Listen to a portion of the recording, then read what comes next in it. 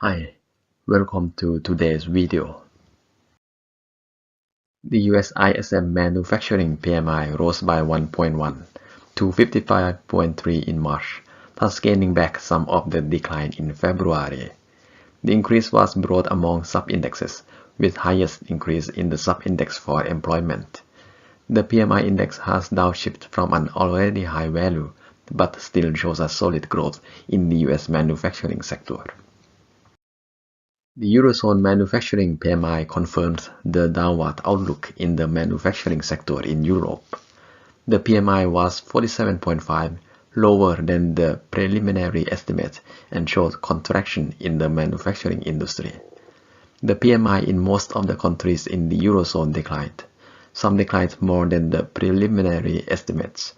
PMI in Germany was at 44.1, 0.6 points lower than the preliminary. The financial markets were less affected by the Eurozone PMI, but more by the positive PMI from the US and China. The stock exchange both in the US and Europe rose yesterday.